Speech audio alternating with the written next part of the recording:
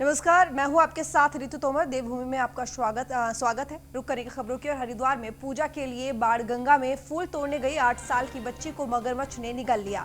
जब तक बच्ची के स्वजन और ग्रामीण मौके पर पहुंचते, मगरमच्छ झाड़ियों में चला गया। ग्रामीणों ने वन विभाग और पुलिस को घटना की सूचना दी। दरअसल बच्ची झाड़ियों में फूल तोड़ रही थी, तभी अचानक एक मगरमच्छ वहां पहुंच गया और उसने बच्ची को जकड़ लिया। जब तक दूसरी बच्ची शोर मचाती, मगरमच्छ ने बच्ची को निगल लिया। तो हरिद्वार में मगरमच्छ की दहशत है और एक बच्ची को मगरमच्छ का शिकार बनना पड़ा है। हरिद्वार में पूजा के लिए बाणगंगा में फूल तोड़ने गई थी 8 साल की बच्ची, जिसको मगरमच्छ निकल गया। जब तक बच्ची के स्वजन और ग्रामीण मौके पर पहुंचते, मगरमच्छ झाड़ियों में चला गया और ग्रामीणों ने वन विभाग और पुलिस को घटना की सूचना दी। दरअसल बच्ची झाड़ियों में फूल तोड़ रही थी, तभी अचानक एक मगरमच्छ वहां पहुंच गया और उसने बच्ची को जकड़ लिया। जब तक दूसरी बच्ची शोर मचाती, मगरमच्छ ने बच्ची को निगल लिया।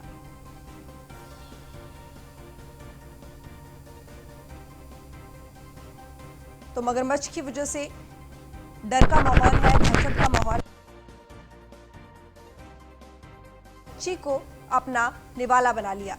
बच्ची फूल तोड़ने गई थी पूजा के लिए और जब तक दूसरी बच्ची ने शोर मचाया, तब तक मगरमच्छ बच्ची को निगल चुका था।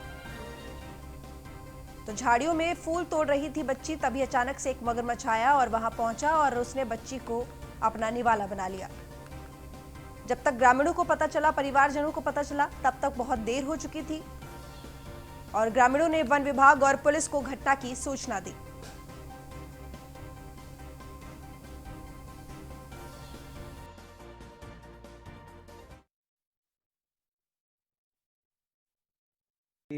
एक सूचना प्राप्त हुई थी यहाँ पर कि पंडितपुरी गांव की एक लड़की है जिसकी उम्र 8 से 10 साल के करीब है। उसको मगरमच्छ खींच के पानी में ले गया है और जैसी सूचना प्राप्त हुई, हमारी टीम यहाँ पर आई। हमने रेस्क्यू ऑपरेशन जारी किया और थोड़ी देर पश्चात यहाँ पर हमने और भीड़ वगैरह भी इकट्ठी हुई, उसको भी कंट्रोल किया है और मगरमच्छ को ढूंढने के लिए और बालिका को देखने के लिए, उसको सर्च करने के लिए पूरा ऑपरेशन जारी रहा, जिसमें जो लड़की है उसका शव हमें बरामद हो गया पानी से। और ये लड़की जो है मेरी पोती लगती है, मेरे भतीजे की लड़की। और ये पता नहीं बच्चों के साथ आई थी और इसको बच्चे को जो है इसने मगरमच्छ ने इसको यहाँ पकड़ लिया। और ये लड़की जो है तो नदी किनारे फूल तोड़ने गई थी ये बच्ची। खबर पर ज्यादा जानकारी के साथ अमित गिरी गोस्वामी हमारे संवाददाता जुड़े हुए हैं। अमित, हड़कंप मचा हुआ है, मगरमच्छ की दहशत मची हुई है, बच्ची फूल तोड़ने गई थी, पूरा मामला बताइए। जी, दरअसल वैसे तो लखसर को पिछली बीती घटनाओं के मुताबिक एक तरह से मगरमच्छों का बाहुल्य क्षेत्र माना गया है, लेकिन जिस तरह की ये घटना है तो महीने का एक औसत इसी प्रकार की घटनाओं का बनता चला जा रहा है और वन विभाग पर भी कहीं ना कहीं एक बड़ा सवालिया निशान खड़ा हो चुका है कि ऐसी पिछली घटनाओं को लेकर के उससे कोई सबक कतई नहीं लिया जा रहा और इसका खामियाजा कहीं ना कहीं स्थान ने इस प्रकार की, जैसे बच्ची का हादसा हुआ है, बच्ची को मगरमच्छ जो है निवाला बनाया गया है और इस तरह के कहीं भी अभी पिछले महीने की बात है, हमारे न्यूज़ वन इंडिया में भी उसका प्रमुखता से जो है प्रसार किया गया था। एक बुजुर्ग जो कि सो रहा था अपने घर में, उसको मगरमच्छ सरेआम घर में घुसकर घसीटता हुआ लेकर के अपना शिकार बना चुका था। हालांकि उसमें गनीमत यह रही थी कि जो है परिजनों ने शोरगुल सुन करके उसको किसी तरह बचाव उसका कर लिया गया था। अमित, जब इस तरह की वारदातें कई बार सामने आ चुकी हैं और एक बार फिर एक 8 साल की बच्ची को निवाला बनना पड़ा है मगरमच्छ का, तो प्रशासन, वन विभाग कर क्या रहा है आखिर? जी, दरअसल आपको बताएं, जिस तरह ये कल घटना घटित हुई है, इसे लेकर के स्थानीय नगरवासियों में काफी आक्रोश है वन विभाग और पुलिस महकमे के खिलाफ, क्योंकि वन विभाग द्वारा जो पिछली प्रतिमाह की एक औसत की घटना जो सामने आई है, तो उसे लेकर भी के भी कोई जो है सबक नहीं लिया गया और अब मुश्किल यहाँ तक आ चुकी है कि एक बच्ची को जो है जान से हाथ धोना पड़ा। इस प्रकार से मगरमच्छ के शिकार होने के बाद इसकी बच्ची की मौत हो गई और उसका छत विच्छत जो है घंटों की मशक्कत के बाद बरामद भी कर लिया गया। तो जिस तरह की स्थिति है, इसमें कहीं ना कहीं पूर्ण रूप से एक वन विभाग ही इसका जिम्मेदार है कि आखिर अब इस पूरे मामले के सामने आने के बाद अमित, वन विभाग की तरफ से क्या कुछ कहा जा रहा है, क्या कार्रवाई की जा रही है? देखिए, इस प्रकार की घटनाओं के बाद जब वन विभाग को संपर्क किया जाता है और वन विभाग तक इस तरह की सूचना पहुंचती है, तो उनके बाद सिर्फ उसको पकड़ने की ही हवाली की जाती है और इस तरह की एक फॉर्मेलिटी निभाई जाती है कि वो मगरमच्छों को पकड़ करके या जिस तरह की अजगरों को ये मिलने की भी कुछ घटनाएं लक्सर क्षेत्र में हुई हैं, इन दोनों प्रकार के जीवों को पकड़ करके जो है जंगल में छोड़ दिया जाता है। इसके अलावा जिस तरीके से रिहायशी इलाकों में जंगली जानवर जैसे अजगर और मगरमच्छों का आगमन होता है, उसको उसकी रोकथाम को लेकिन लेकर हमें तो के थोड़ा कोई ध्यान रखना चाहिए, जो इस तरीके की आबादी वाले क्षेत्र हैं, अगर यहाँ पर ऐसा देखा जा रहा है कि मगरमच्छों की दहशत है और जंगली जानवरों की दहशत है, तो वन विभाग को इस पर पहले से ही अपनी तरफ से पूरी तैयारी करके रखनी चाहिए थी। जी बिल्कुल ठीक कहा आपने। मैं भी जी, तमाम जानकारी के लिए अमित धन्यवाद आपका। तो एक 8 साल की बच्ची जिसको मगरमच्छ का निवाला बनना पड़ा। रुक करेंगे अगली खबर की ओर। डोईवाला के राजाजी राष्ट्रीय पार्क से सटे गांव में लगातार हाथियों की आमद से किसानों की मुश्किलें बढ़ती जा रही हैं और हाथी सुरक्षा के चलते दीवार को भी, आपको बता दें, हाथी सुरक्षा दीवार को भी पार कर किसानों की फसलों को चौपट कर रहे हैं। हाथियों द्वारा किसानों की गन्ने और धान की फसल को भी भारी नुकसान पहुंचाया जा रहा है, जिससे किसान को आर्थिक संकट से भी जूझना पड़ रहा है और अपनी खड़ी फसल बर्बाद होते हुए किसान मायूस और हताश हो चुके हैं।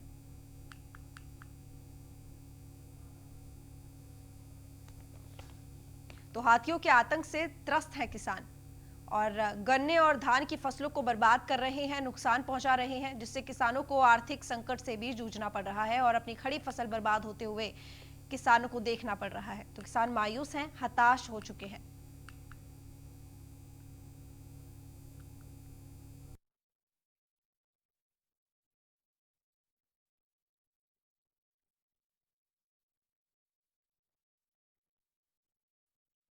लगातार अब हाथियों का इस क्षेत्र में, दूधली क्षेत्र में हाथियों का खेतों को नुकसान जारी है। और आप पीछे देख सकते हैं कि ये खेत है जिसमें हाथियों ने, मतलब इस तरह से हो रहा है, लग रहा है जैसे कि खेत बिल्कुल साफ गन्ने हाथ से छिलवाया हुआ हो, किसी ने लेबर ने छिला हो, पर ये हाथियों ने इसका ये हाल कर रखा है। तो कुल मिला के इसमें, इस खेत में सिवाय अब कुल मिला के सिर्फ इस गन्ने को इस काम के इस्तेमाल कर सकते हैं, आप काट के इसको अपने जानवरों को खिला दो। इतना भारी नुकसान हो चुका है किसान को, मतलब कुछ नहीं बचा है इस खेत में। तो हम चाहते हैं मतलब कि विभाग को बार बार सूचित करने के बाद भी लगातार हाथियों का गांव में इस तरह से आना, मतलब एक किसान क्या करेगा, किसान के लिए बड़ा दुख। तो महेंद्र चौहान हमारे संवाददाता हमारे साथ जुड़े हुए हैं जानकारी के साथ। महेंद्र, ये हाथियों का आतंक इस कदर है कि किसान भी पूरी तरीके से त्रस्त हो चुके हैं, हताश हो चुके हैं। कब से ये सब चल रहा है और क्या प्रशासन को, वन विभाग को इसके बारे में कुछ जानकारी नहीं है, जो अभी तक कुछ नहीं किया जा सका इस पूरे मामले पर? देखिए, डोईवाला जो वन क्षेत्र है ये राजाजी राष्ट्रीय पार्क की सीमाओं से लगा हुआ है और खानो, लच्छीवाला और बड़कोट 3 वन रेंज इसमें लगती हैं। काफी बड़ा एरिया सीमाओं में लगा हुआ है, जिसमें पूर्ण रूप से इलेक्ट्रिक फेंसिंग न हो पाने के कारण हाथी लगातार इसमें किसानों की फसलों को नुकसान पहुंचा रहे हैं और किसानों को इससे आर्थिक नुकसान झेलना पड़ रहा है। महेंद्र, कब से ये सब चल रहा है?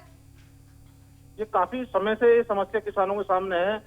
वन विभाग इसमें हर वर्ष कुछ एरिया में तारबाड़ करता है, लेकिन हाथी का क्षेत्र अधिक हो जाने के कारण हाथी कहीं ना कहीं से रास्ता बना किसानों की फसलों को लगातार बर्बाद कर रहे हैं। ठीक महेंद्र, बने रहिए आप हमारे साथ, आगे और भी जानकारी लेंगे आपसे। डोईवाला के सामुदायिक स्वास्थ्य केंद्र में कोरोना की निःशुल्क जांच के लिए भीड़ उमड़ पड़ी है। भीड़ को नियंत्रित करने के लिए पुलिस को मशक्कत करनी पड़ी है। डोईवाला के सामुदायिक स्वास्थ्य केंद्र पर शासन के निर्देश के बाद कोविड-19 की जांच निःशुल्क की जा रही है, जिसकी जानकारी मिलते ही क्षेत्र और आसपास के लोग बड़ी तादाद में हॉस्पिटल पहुंचे और जांच के लिए नामांकन कराया। कोरोना की जांच कर रहे अधिकारी आरपी पेन्युली ने बताया कि एक दिन में 60 से 70 लोगों की जांच के सैंपल लिए जा रहे हैं, जिनकी रिपोर्ट 2 से 3 दिन में आ रही है।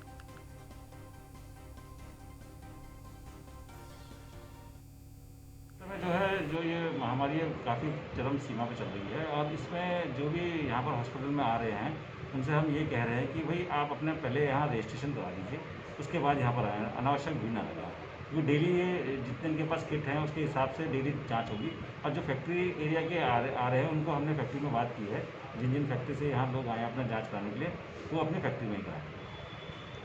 हाँ जी, इस चीज़ पे हम जो है, मैं डोईवाला की जनता से अपील करता हूँ कि वो जो है प्रॉपर मास्क लगाएं और सोशल डिस्टेंस का पालन करें और जितना ज़्यादा जो है अपने आप को सेफ रखें, मैक्सिमम टाइम पे वो अपने घर में रहे, अनावश्यक बाहर ना घूमें और मास्क।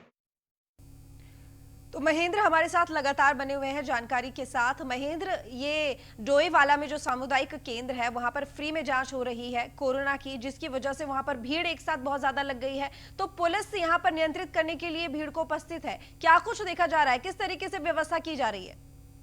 देखिए, पिछले 2-3 दिनों से यहाँ पे कोरोना की निःशुल्क जांच सरकार द्वारा सामुदायिक स्वास्थ्य केंद्र में करनी तय की गई थी, जिसके बाद जैसे ही लोगों को पता चला कि यहाँ पे निःशुल्क जांच की जा रही है तो लगातार भीड़ बढ़ती जा रही है जी। इसके अलावा जो यहाँ के आसपास औद्योगिक क्षेत्र हैं वहाँ के कर्मचारी भी यहाँ पर आकर अपना कोरोना टेस्ट कराने के लिए लगातार आ रहे हैं, जिस कारण काफी भीड़ यहाँ पर एकत्रित हो गई है। जब पुलिस को लोगों द्वारा शिकायत की गई कि यहाँ पर काफी भीड़ इकट्ठी हो गई और उनको आने जाने में भी दिक्कतें पेश आ रही थी, पुलिस ने यहाँ आकर लोगों को समझाया और सामाजिक दूरी का पालन करते हुए यहाँ कोरोना टेस्ट कराने के लिए कहा है और कहा है कि एक दिन में 60-70 लोग ही यहाँ पर केवल जांच के लिए आए, अत्यधिक भीड़ न करें। जी, तमाम जानकारी के लिए महेंद्र आपका बहुत धन्यवाद। तो 60 से 70 लोगों के यहाँ पर एक दिन में चेकिंग की जा रही है और भीड़ ज्यादा हो गई है, जिसकी वजह से पुलिस को भी काफी मशक्कत करनी पड़ रही है भीड़ को नियंत्रित करने के लिए। वहीं पालिका अध्यक्ष के धरने के बाद अब सभी नगर पालिका कर्मचारियों ने सरकार के खिलाफ बिगुल फूंक दिया है। 3 महीने से वेतन न मिलने से नगर पालिका कर्मचारियों ने नगर पालिका परिसर में सरकार के खिलाफ जमकर नारेबाजी करते हुए पूर्ण कार्य बहिष्कार पर उतर आए हैं। कर्मचारियों ने सरकार पर सरोवर नगरी नैनीताल के पालिका कर्मचारियों पर उपेक्षा का आरोप लगाते हुए कहा कि नगर उन्हें 3 महीने से वेतन नहीं दे रहा है, जिससे उनके सामने रोजी रोटी का संकट खड़ा हो गया है।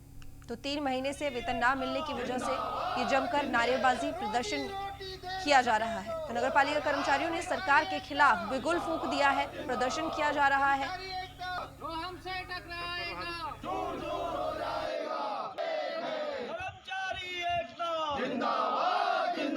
रोजी रोटी दे न सके जो वो सरकार कर्मचारी एकता जिंदाबाद जिंदाबाद कर्मचारी एकता।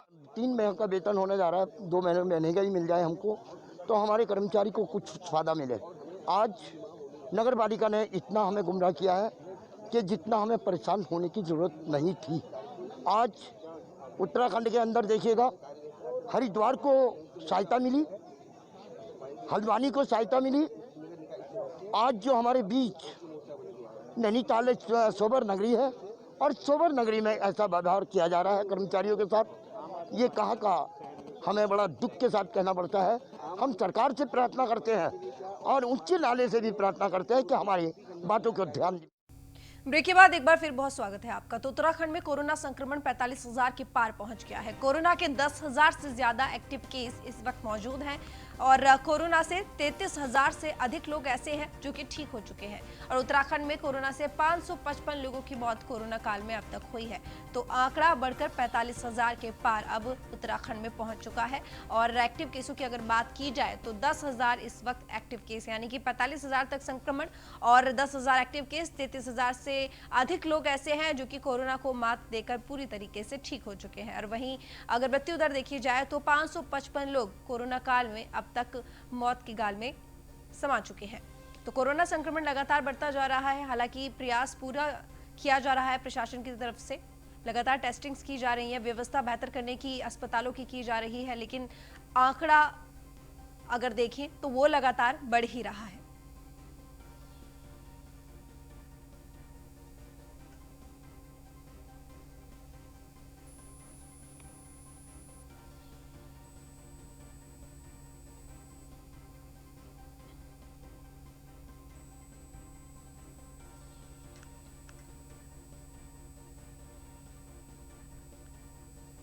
तो फ़हीम तना हमारे साथ रेजिडेंट एडिटर जुड़ चुके हैं ज्यादा जानकारी के साथ। फ़हीम, आंकड़ा लगातार उत्तराखंड में बढ़ रहा है, 45,000 के पार संक्रमण का आंकड़ा पहुंच चुका है, लेकिन अगर एक्टिव केस को देखें और ये देखें कि कितने लोग ठीक हुए हैं, रिकवरी रेट यानी कि, तो उनको देखकर थोड़ा सा यहाँ पर तसल्ली होती है, क्योंकि 33,000 से अधिक लोग ऐसे हैं जो कि लगभग ठीक हो चुके हैं।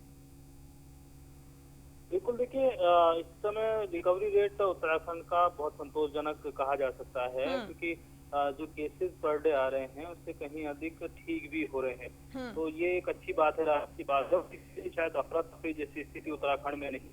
और चूंकि केसेस बढ़ने को लेकर के एक सवाल हो रहा था कि जो व्यवस्थाएं हैं वो व्यवस्थाएं क्या उस तरीके की हो पा रही हैं कि जिससे इलाज सही से और सबको जो आवश्यक इलाज है वो पर्याप्त मात्रा में मिल सके। तो इसीलिए कल सरकार ने भी खुद घोषित किया है, खुद शासन के प्रवक्ता ने पूरे फहीम, अगर जिलों की बात की जाए कि संक्रमण बढ़ाने में कौन से जिले सबसे ज्यादा आगे हैं, तो वो कौन कौन से हैं? देखिए, संक्रमण बढ़ाने को लेकर के संक्रमित लोगों की जो संख्या ज्यादा है, देहरादून, हरिद्वार और उधमसिंह नगर सबसे ज्यादा है, और इसमें हरिद्वार और देहरादून सबसे ऊपर चल रहा है। तो उस नजरिए से हम देखते हैं तो उसका एक कारण ये बड़ा माना जा रहा है कि जो गतिविधियां हैं आवागमन की, वो सबसे ज्यादा हरिद्वार और देहरादून में ही होती है, क्योंकि राजधानी मुख्यालय होने के नाते देहरादून, और पर्यटन के नजरिए से भी, और फिर धार्मिक गतिविधियों के लिहाज से, हालांकि उस तरह की धार्मिक गतिविधियां नहीं है, लेकिन अगर देहरादून किसी को आना है तो ज्यादातर लोग हरिद्वार होते हुए आते हैं। तो लिहाजा ये एक बड़ा कारण माना जाता है। लेकिन फहीम, उत्तराखंड एक टूरिस्ट प्लेस के रूप में आता है, और ऐसे में क्योंकि अब जितने भी पहले नियम कानून लगा रखे थे, कुछ ये चीजें देखी गई थी कि यहाँ पर अब वो खोल दिए गए हैं, जैसे कि रिपोर्ट लाना पहले अनिवार्य होता था, बिना टेस्टिंग के आप अंदर नहीं जा सकते थे, होटल्स में 2 या 3 दिन आपको क्वारंटीन रहना पड़ता था। तो ये जो नियम लागू किए हुए थे कोरोना काल में, ये भी अब हटा दिए गए हैं, तो फिर क्या इसका भी प्रभाव पड़ेगा? देखिए, इसका प्रभाव इस रूप में माना तो जा रहा है कि कुछ हद तक इसका प्रभाव पड़ेगा, क्योंकि अभी जो लोग रिपोर्ट टेस्ट करा करके आते थे तो वो कहीं ना कहीं थोड़ा उस चीज को लेकर के एहतियात भी बरतते थे, सावधानी बरतते थे। लेकिन अब चूंकि फ्री कर दिया गया है तो लोगों में उस तरीके की एक भाव पैदा कि उनको डरने की शायद जरूरत नहीं है। लेकिन इसका एक दूसरा पहलू भी है जो शायद सकारात्मक हो सकता है, उस नजरिए से इसको छूट दी गई है कि जो पर्यटक आना चाह रहे थे वो रिपोर्ट 3 दिन की 4 दिन की पहले लेकर के आते थे, लेकिन उस 3 दिन 4 दिन के मध्य में किसी के संपर्क में आते थे, उसका कोई उसका जो पैरामीटर नहीं था उसको नापने का, लेकिन बाद में वो पाए जाते थे पॉजिटिव। तो कई केसेस ऐसे भी आए कि जो बाहर के लोग आए यहाँ थे वो पॉजिटिव पाए। बने रहिए आप हमारे साथ, आगे और भी जानकारी लेंगे। तो कोरोना का संक्रमण 45,000 के पार इस वक्त उत्तराखंड में पहुंच चुका है। देहरादून से खबर है, जहां पर कैबिनेट मंत्री डॉक्टर हरक सिंह रावत ने दून मेडिकल कॉलेज में अपना चेकअप कराया, और कोरोना पॉजिटिव कैबिनेट मंत्री डॉक्टर हरक सिंह रावत ने अपना चेकअप कराया, जिनकी रिपोर्ट कोरोना पॉजिटिव आई है। और डॉक्टर हरक सिंह रावत का टेस्ट हुआ और चेस्ट एक्सरे और ईसीजी हुआ है। मंत्री हरक सिंह रावत की रिपोर्ट सामान्य आई है। मंत्री हरक सिंह रावत कोरोना पॉजिटिव होने के चलते होम आइसोलेट है, तो उन्होंने अपना एक्सरे कराया है और ईसीजी कराया, जो कि रिपोर्ट उनकी सामान्य आई है। तो फहीम तना हमारे साथ जुड़े हुए हैं। फहीम, डॉक्टर हरक सिंह रावत, जिनकी कुछ दिनों पहले रिपोर्ट पॉजिटिव आई थी, उन्होंने हाल ही में अपना टेस्ट भी कराया, यानी कि एक्सरे कराया, ईसीजी कराया। क्या वजह रही जो अचानक से उन्होंने ये एक्सरे और ईसीजी कराया? उनकी हालत इस वक्त कैसी है? देखिए, हालत तो उनकी ठीक थी, क्योंकि विधानसभा का सत्र शुरू होने से पहले यानी 22 सितंबर को पॉजिटिव उनकी रिपोर्ट आई थी, और उसके बाद वो होम आइसोलेट हो गए थे, क्योंकि आवास पर अकेले रहते हैं वो अपने। और चूंकि उनकी जो एक रूटीन में चेकअप होता है, तो वो चेकअप उन्होंने घर पे ना करा करके खुद अस्पताल जाकर के चेकअप कराया है, ताकि वो डॉक्टर्स की टीम लगातार निगरानी करती है जो पॉजिटिव केसेस होते हैं, और वीआईपी केसेस में भी होता है कि एक टीम मॉनिटर करती है डॉक्टर्स की। तो लिहाजा उन्होंने खुद चेकअप कराया, तो उनकी जो पैरामीटर्स हैं जो स्वास्थ्य के, वो ठीक आए हैं, और स्वास्थ्य विभाग ने भी राहत की उसमें सांस ली है। दूसरा एक अपडेट मैं दर्शकों को दे दूं, ऋतु की जो स्पीकर हैं प्रेमचंद अग्रवाल, क्योंकि वो भी कोरोना पॉजिटिव हैं, और मंत्री धन सिंह रावत भी कोरोना पॉजिटिव हैं। तो इन दोनों के स्वास्थ्य में भी कोई दिक्कत नहीं है, सामान्य स्वास्थ्य है। कुछ थोड़ी सी गले में खराश की शिकायत जरूर आई थी स्पीकर को, लेकिन उनका स्वास्थ्य ठीक है, और डॉक्टर्स की टीम मॉनिटर कर रही है। उनको लेकर के भी अभी स्वास्थ्य विभाग ने जानकारी दी है। जी फहीम, तमाम जानकारी के लिए आपका बहुत धन्यवाद। केंद्रीय शिक्षा मंत्री रमेश पोखरियाल निशंक की लिखी हुई गढ़वाली गीतों पर वीडियो एल्बम बनाई जा रही है। दरअसल इन दिनों कई जगहों पर कोरोना गाइडलाइंस को ध्यान में रखकर शूटिंग की जा रही है। हेमश्री प्रोडक्शन के बैनर तले बनाई जा रही है ये वीडियो एल्बम, जिसमें 6 गाने होंगे, जिनको कई प्रसिद्ध गायकों ने अपनी आवाज दी है, और जिन्हें फिल्म निर्देशक गणेश वीरान के निर्देशन में शूटिंग की जा रही है। और वहां पर इस पर फिल्म निर्देशक गणेश वीरान का कहना है कि कोरोना के मद्देनजर एहतियात भी बरती जा रही है, तो कोरोना गाइडलाइंस को ध्यान में रखते हुए ही शूटिंग शुरू की गई है। तो केंद्रीय शिक्षा मंत्री के लिखे गीत अब सुर्खियों में, और एल्बम बन रही है और एल्बम में 6 गीत हैं जिनको रिकॉर्ड किया जा रहा है, जिनको शूट किया जा रहा है।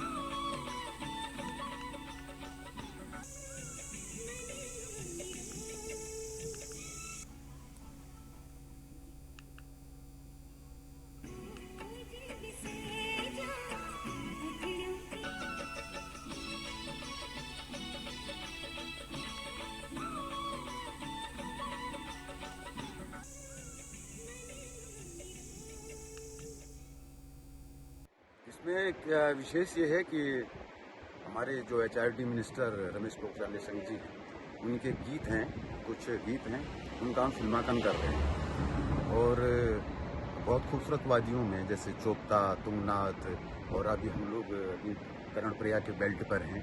तो अभी हम पहले चरण में 3 गाने शूट कर रहे हैं और अगले चरण में फिर 3 करेंगे। ऐसे करके कोरोना काल को देखते हुए हम लोगों को एहतियात। केंद्रीय मिनिस्टर माननीय श्री रमेश पोखरियाल निशंक जी और बहुत अच्छे उन्होंने कविताएं लिखी हैं। उन कविताओं को उत्तराखंड के बहुत चर्चित लोक गायकों द्वारा गाया गया और हमारे पद्म श्री प्रीतम बर्तवाण जी ने भी गाया एक गाना उसमें, और 2 गाना मुझे भी गाने का सौभाग्य मिला। और मीना राणा जी, अनुराधा निराला जी, सत्य अधिकारी जी, तो तकरीबन 4-5 गीत उनके लिखे गीतों को उत्तराखंडी गायकों ने गाया है। केंद्रीय मिनिस्टर माननीय श्री उत्तराखंड में एक नहीं बल्कि कई बार मंत्री और विधायक अपनी अपनी शिकायत सीएम त्रिवेंद्र सिंह रावत के पास दर्ज करवा चुके हैं कि प्रदेश की अफसरशाही पूरी तरह से बेलगाम हो चुकी है। इसी क्रम में प्रदेश के पर्यटन मंत्री और कद्दावर नेता सतपाल महाराज ने भी सवाल खड़े कर दिए हैं और उन्होंने अफसरों को दायरे में लाने के लिए नियम में बदलावों की मांग भी की है। तो अफसरों पर सवाल उठ रहे हैं, शिकायतें आ रही हैं और अब इसके बाद सतपाल महाराज जिन्होंने सवाल उठाए हैं, तो प्रदेश के पर्यटन मंत्री और कद्दावर नेता सतपाल महाराज जिन्होंने अब अफसरों को दायरे में लाने के लिए नियमों में बदलाव की मांग की है।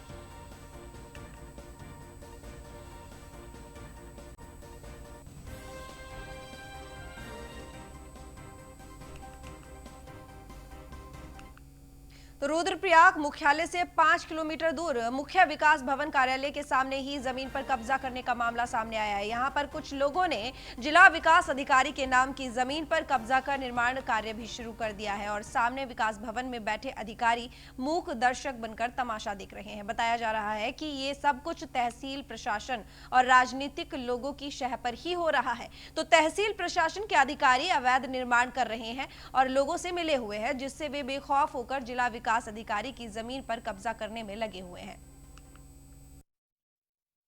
यहाँ पर 94 नंबर खेत में खरीदा था। मेरी रजिस्ट्री जो है 94 नंबर खेत की ओर की है, जो कि खेत 94 नंबर 100 वर्ग मीटर का है। उसमें 50 वर्ग मीटर रजिस्ट्री विकास भवन के नाम है और 80 वर्ग मीटर मेरी है, जो कि 30 वर्ग मीटर एक्स्ट्रा कर रखी है। मैंने इसकी शिकायत की है डीएम साहब से और एसडीएम साहब से, उस पर कोई कार्रवाई नहीं हुई। तो उसके बाद मैंने 176 का दावा किया। 176 का दावा करने के बाद इस दोनों स्थानों पे 93 और 94 पे रोक लगी हुई है, कोई भी क्रय विक्रय पे। उसके बावजूद इस पर निर्माण कार्य चल रहा है। इसकी शिकायत मैंने जिलाधिकारी महोदय को भी कर रखी है और सीडो साहब को भी कर रखी है और एसडीएम साहब को भी कर रखी है। और उसके बाद भी इस पर जो है तो नवंबर में एडवेंचर एक्टिविटी फेस्टिवल का आयोजन किया जाना है, जिसके लिए ट्रायल भी शुरू कर दिए गए हैं। जिलाधिकारी पौड़ी ने बताया कि साहसिक खेलों को बढ़ावा देने और पर्यटन की गतिविधियों को बढ़ाने के लिए पौड़ी में अपने एयर स्ट्रिप तैयार कर लिया गया है, जिसकी शुरुआत के लिए कुछ दिनों तक ट्रायल चलेंगे। जिलाधिकारी पौड़ी धीराज सिंह गर्ब्याल ने बताया कि एडवेंचर इवेंट में देश के कोने कोने से लगभग 100 से ज्यादा पैराग्लाइडर्स प्रतिभाग करेंगे, जिससे हिमाचल के बिलिंग और पिथौरागढ़ के पैराग्लाइडिंग के क्षेत्र हुए विकास की तरह पौड़ी को भी अलग पहचान मिल पाएगी। जिलाधिकारी पौड़ी धीराज सिंह गर्ब्याल ने बताया कि नवंबर में एडवेंचर एक्टिविटी फेस्टिवल आयोजित किया जाएगा।